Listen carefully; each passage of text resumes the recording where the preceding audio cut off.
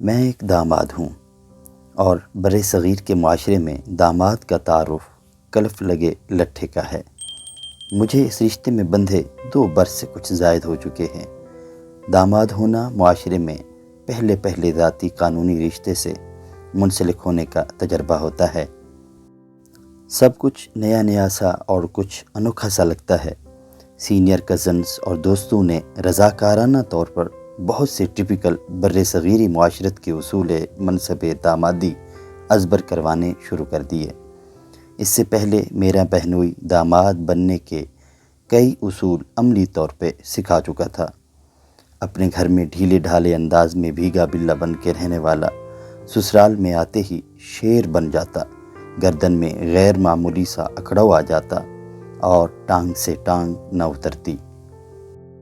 اٹھتے بیٹھتے کپڑوں کی سلوٹیں نکالتا رہتا، زبان میں بھی گونج چپک جاتی، بولنے کا انداز گھمبیر ہو جاتا اور ہر چیز میں نقص نکالتا۔ کولڈ ڈرنک جیلی ہے، گوشت صحیح نہیں گلا، بریانی میں نمک کم رہ گیا، روٹی کچی تھی، حلوے میں کھویا ذرا زیادہ ڈالتا تو مزے کا لگتا۔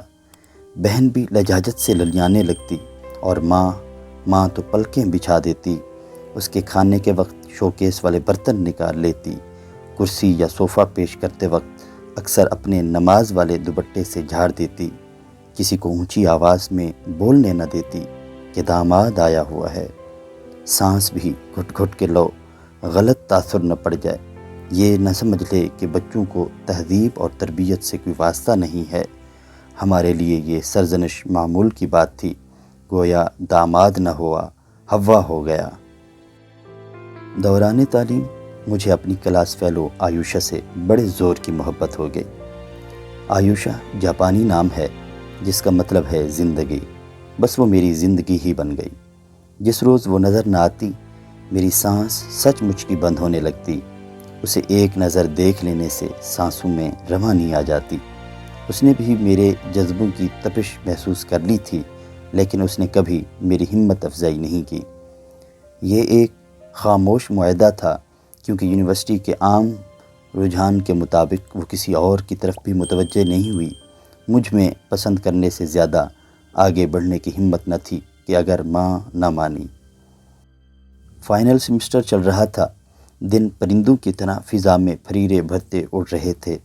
ابھی تمام کے تمام پنچھی بور یا بستر سمیٹ کے اڑن چھو ہو جانے تھے۔ وقت مٹھی میں ریت کی جیسا پھسل رہا تھا۔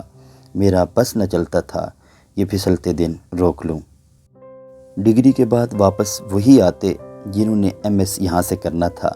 پتہ نہیں کون کون یونیورسٹی کے میرٹ پہ آتا، کون کون روزگار کی تلاش کے چکروں میں الجھ جاتا، کون 2 سال کی ریسٹ پہ چلا جاتا اور کتنی لڑکیاں ڈولی میں بٹھا دی جاتی۔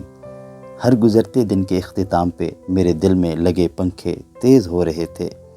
آیوشا دن بدن پرکشش اور ناقابل رسائی لگنے لگی تھی۔ میں نے سوچا اس ویکینڈ پہ ماں کو آیوشا کا بتا دوں گا، معاملہ آر یا پار کہیں تو لگے گا۔ مجھے معلوم تھا ماں نہیں مانے گی۔ ابھی چند مہینوں میں بمشکل ڈگری پوری ہوگی۔ 22 برس میں ادھوری تعلیم کے ساتھ کون ماں بیٹے کا رشتہ کرتی ہے، اور گھر میں چچا زادیوں اور خالہ زادیوں کی لائن لگی تھی جن کی مائیں وقتاً فوقتاً ماں کے دربار میں حاضری دیتی رہتی تھیں۔ ماں کو جلدی نہیں تھی، لیکن میرے پاس اور کوئی آپشن نہیں تھا۔ اس روز ماں میرے سر میں تیل گھس رہی تھی، گویا دل میری محبت سے معمور ہوا تھا، لاڈ اٹھانے کے موڈ میں تھی۔ مناسب موقع تھا، میں نے رخ موڑے بڑی جرأت سے دھیرے دھیرے ماں کو آیوشا کا بتا دیا۔ میری بات ختم ہونے سے پہلے میرے سر پہ ماں کی ناچتی انگلیاں یکلخت رک گئیں۔ مجھے لگا اگلے چند سیکنڈز میں ماں کے بولتے ہی میرا دل بھی ایسے ہی رک جائے گا، لیکن پھر انگلیاں دھیرے دھیرے چلنے لگیں، جیسے رکی ہوئی فضا پھر سے گردش میں آ گئی ہو۔ ماں نے آیوشا کے متعلق چند سوال پوچھے اور آسانی سے رضامندی دے دی۔ میں بے یقینی کے انداز میں ان کی طرف پورا گھوم گیا۔ اس دن مجھے ماں کی خود سے بے تحاشا محبت کا یقین ہو گیا۔ میں جذبات کے وفور میں ماں سے لپٹ گیا۔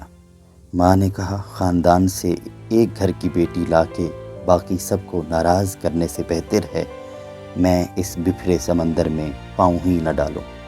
یوں ایک دن ہم آیوشا کے گھر جا پہنچے اور ماں نے اسے میرے لیے مانگ لیا۔ آیوشا کے گھر والے روشن خیال تھے، انہوں نے لڑکے لڑکی کی پسند کو اہم جانا، میرے مستقبل کے منصوبے پوچھے اور وہیں ہاں کر دی۔ نہ سوچنے کا وقت مانگا، نہ جائیداد کی تفصیل، نہ یہ پوچھا کہ گاڑی کس کی ہے یا آپ کا سٹیٹس کیا ہے۔ ماں نے میری پسند کے لیے ہاں تو کر دی، لیکن کئی طرح کے تحفظات میں گھر گئی۔ شادی سے پہلے ماں بہن نے کئی طرح کے درس مجھے دیے۔ داماد سسرال میں دبدبے سے رہتے ہیں، اکڑ کر جاتے ہیں، بات بات میں نقص نکالنا، زیادہ بولنا مت، نہ ہی زیادہ گھلنا ملنا، تم اس گھر کے داماد ہو اور داماد کو کلف لگی ہونی چاہیے، کلف جتنی زیادہ لگی ہوگی اتنی ہی عزت ملے گی۔ مجھے لگتا مجھ سے اکڑنے والا رول پلے نہیں ہوگا۔ بیوی کو پہلے دن سے دبا کے رکھنا ہے ورنہ ہاتھ سے نکل جائے گی۔ تمہارے ابا نے تو پہلے ہی دن بلی مار دی تھی، پھر جو دھاگ تمام عمر کے لیے مجھ پہ بیٹھی اس کے اثر سے آج تک نہیں نکل سکی۔ ماں کا بس نہیں چل رہا تھا کہیں سے بلی لا کے میرے ہاتھوں ہلاک کروا دے۔ بارات کی تقریب بہت خوبصورتی سے ہوئی، کہیں کوئی افراتفری نہیں تھی۔ رس گھولتی موسیقی میں رسمیں بڑے ضبط اور پروقار طریقے سے ادا کی گئیں۔ میری اکلوتی سالی سہیلیوں اور کزنز کے جھرمٹ میں دودھ پلائی کی رسم کے لیے آئی تو سب باراتی پرجوش ہوئے کہ شاید اب رنگ جمے گا، ہنسی ٹٹھول کی حدود کراس ہوں گی، تکرار میں سریلے کہے لنڈھائے جائیں گے، جھوٹی جھوٹی ناراضگی کی ادائیں دکھائی جائیں گی، لیکن کچھ بھی نہیں ہوا۔ ماں نے 5000 کا مڑا توڑا نوٹ نکال کے تکرار کی شروعات کی اور چھوٹی کے ہاتھ پہ دھر دیا۔ وہ بنا مزید مطالبہ کیے آرام سے ہٹ گئی۔ یوں سب کے جوش سینے میں ہی گھٹ گئے۔ رخصتی پہ آیوشا کی امی اور بہن اسے گلے سے لگا کے بے آواز سا روئیں۔ آیوشا کے ابو نے سر پہ ہاتھ رکھا اور رخصت کر دیا۔ تمہیں نہیں لگتا کہ سب چپ چپ تھے جیسے بادل نخواستہ شادی ہو رہی ہو؟ نہ کوئی ارمان، نہ کوئی دھوم دھڑکا، نہ کوئی ہلا گلا۔ امی نے گھر داخل ہوتی ہی پہلا اعتراض کیا۔ میں کیا بولتا، پہلو میں حور بیٹھی لو دے رہی تھی، میری دائیں طرف سلگ رہی تھی۔ نئی دنیا دریافت کرنے کا اور ذمہ داری کا احساس بالا تر تھا۔ آیوشا اتنی خوبصورت لگ رہی تھی کہ باقی تمام احساسات اور معاملات خود بخود ثانوی حیثیت اختیار کر گئے تھے۔ ولیمہ روایتی طریقے پر دھوم دھام اور تام جھام سے ہوا۔ رواج کے مطابق ہم آیوشا کے گھر آ گئے۔ 2-4 روز مجھے یہاں رکنا تھا، پھر گھر والے مقلاوہ لینے آتے تو ہم واپس آتے۔ ناظرین، وہ 4 دن اتنی خوبصورتی سے گزرے کہ میں حیران رہ گیا، ورنہ میں اپنی طبیعت کے سبب کافی پریشان تھا کہ نئی جگہ پہ نئے بیڈ پہ نیند کیسے آئے گی، میں سب کے ساتھ کیسے بولوں گا، لہجے میں وہ کلف اور گردن میں سریا کیسے ڈالوں گا۔ آیوشا گھر کی بڑی بیٹی تھی، سب اس کے چاو چونچلے اٹھا رہے تھے، لاڈ لڈا رہے تھے، لیکن مجھے جتا نہیں رہے تھے۔ وہ سب ایک معمول کی بات لگ رہی تھی۔ اس کے ابو نے اس کی بچپن سے لے کے آج تک کی شاندار تعلیمی کامیابیاں مجھ سے شیئر کی،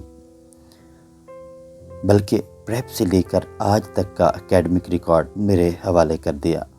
کم گوسی امی نے کئی بار کھانے میں میری پسند پوچھی اور اس کے مطابق کھانے تیار کیے، بلکہ ان کا زیادہ وقت کچن میں ہی گزرتا۔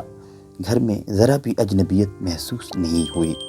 میرے دونوں سالے آیوشا سے چھوٹے تھے، چہروں پہ ہلکی ہلکی دھاڑی آ رہی تھی، بے تکلفی اور سادگی سے مجھے گھیرے میں لے کے بیٹھ جاتے، اپنے تعلیمی اعلانات، مصروفیات اور فیوچر پلانز شیئر کرتے کرتے آپس میں چونچے لڑانے لگتے، مذاق مذاق میں ایک دوسرے کی کئی پولیں کھول کے رکھ دی۔ مجھے اتنی بے تکلفی سے اپنے ساتھ شامل کر لیا کہ مجھے اندازہ ہی نہیں ہوا کہ ہم کب ہاتھوں پہ ہاتھ مار کے اونچے اونچے کہے لگانے لگے۔ شاید ان کی امی انہیں بتانا بھول گئی تھی کہ عبداللہ یعنی میں اس گھر کا داماد ہوں اور سب نے مجھے حوا سمجھنا ہے، بلکہ اس گپ شپ میں وہ بھی شامل ہو گئیں۔ خوش دلی سے بولی، بیٹا اب یہ آپ کا اپنا گھر بن گیا ہے، آنا جانا تو لگا رہے گا، بیٹیاں دے کے بیٹے بنائے جاتے ہیں اور آیوشا ہماری سب سے بڑی بیٹی ہے، اس ناطے سے آپ ہمارے بڑے بیٹے۔ اس خوبصورتی اور سادگی بھرے جملوں میں مجھے اپنی گردن میں اندیکھا سریا رکھنے کا خیال ہی نہیں آیا۔ چھوٹی سالی کم گو اور گڑیا جیسی تھی، میری کوئی چھوٹی بہن نہیں تھی۔ مجھے لگا اگر ہوتی تو کاش کہ بالکل ایسی ہوتی، سمجھدار اور لیے دیے رہنے والی، چپ چاپ امی کی مدد کرواتی رہی۔ گھر کا ماحول بہت سادہ سا اور کھلا کھلا تھا، کوئی گھٹن نہیں، کوئی پردہ پوشی نہیں تھی۔ جب ہم واپسی کے لیے جا رہے تھے، اس روز آیوشا کے ابو کی طبیعت ناساز تھی، پھر بھی اٹھ کے بیٹی کے سوٹ کیس اور ڈھیر سا سامان جو اس کی امی نے مختلف بہانوں سے ساتھ کر دیا تھا، خود گاڑی میں بھرا۔ سوٹ کیس گھسیٹتے ایک وہیل ذرا سا پھنسا، وہیں اکڑوں بیٹھے کے اسے رواں کیا، حالانکہ ملازمہ لڑکی سامنے ہی کھڑی تھی۔ ایک بڑے افسر کا داماد کے سامنے یوں بنا کسی اکڑ کے جھک جانا میری گردن میں سریا رکھنے کی اوقات نہ بنا سکا۔ رخصت کرتے سمے ان کی داڑھی بے اختیار آنسوؤں سے گیلی ہوئی۔ انہوں نے جیب سے رومال نکالا اور نامحسوس سے انداز میں آنسو جذب کر لیے۔ بیٹی کے بعد مجھے گلے لگایا تو لرز رہے تھے۔ ایک کپ کپاتی سی مجبور سرگوشی دھیرے سے میرے کانوں میں انڈیلی، بیٹا میری عزیز از جان کا بہت خیال رکھنا، اب اسے تمہارے حوالے کر دیا ہے، یوں جیسے جگر کا ٹکڑا کاٹ کے مجھے دیا ہو۔ ان کے آنسوؤں نے میری کلف دھو کے رکھ دی، اکھڑاؤ کہاں سے لاتا۔ امی اور بہن بھی آنسوؤں کی لڑی کے بیچ میں رندے گلے کے ساتھ مسکرا رہی تھی۔ عجیب بنا بادل بارش جیسا موسم ان کے چہروں پہ ٹھہرا تھا۔ میں نے اسی دم عہد کر لیا کہ آیوشا کو کبھی سوئی تک چبھنے جتنی تکلیف نہیں دوں گا، وہ ہمیشہ میری زندگی کی ترجیحات میں شامل رہے گی۔ آیوشا کی تربیت ایسی ہوئی ہے کہ وہ کبھی بڑوں کے آگے زبان نہیں چلاتی، چپ چاپ سہ لیتی ہے۔ الحمدللہ 2 برسوں میں گھر میں بہت سی دھوپیں چھاؤں آئی ہیں، ماں کے بہت سے پچھتاوے اور اعتراضات زبان پہ سرسراتے رہتے ہیں، لیکن میں نے لہجے کی اور کسی موسم کی شدت آیوشا تک نہیں آنے دی۔ امی نے کئی بار میرے دامادی منصب کی نزاکت جتا کے اور بہنوئی کا کردار دکھا کے اسے کیش کروانے کی ہدایت کاری کی، لیکن مجھ سے اداکاری ہو نہیں پاتی۔ مجھے آیوشا کے گھر والوں کا خلوص، اپنائیت اور سادگی وہ مصنوعی پن اوڑھنے نہیں دیتی جس کے بھاری پن سے میری سانس گھٹنے لگے۔ سامعین، جب سے ایک گڑیا جیسی بیٹی ہماری زندگی میں آئی ہے، مجھے لگتا ہے یہ سچ مچ میرے جگر کا ایک ٹکڑا ہے۔ ہمارا سونا جاگنا سب اس کی روٹین کا محتاج ہے۔ بیٹیاں شاید ایسے ہی پالی جاتی ہیں۔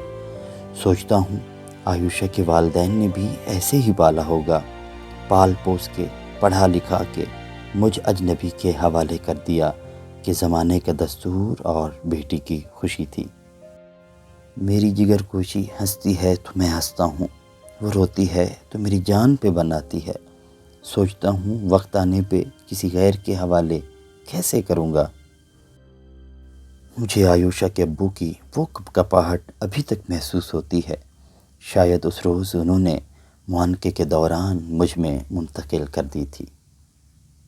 سامعین، کہانی سنانے کا مقصد یہ تھا کہ شاید بطور داماد ہمیں اپنی کردار سازی کی ضرورت ہے، شاید کسی کو کوئی تحریک ملے۔ اللہ نگہبان۔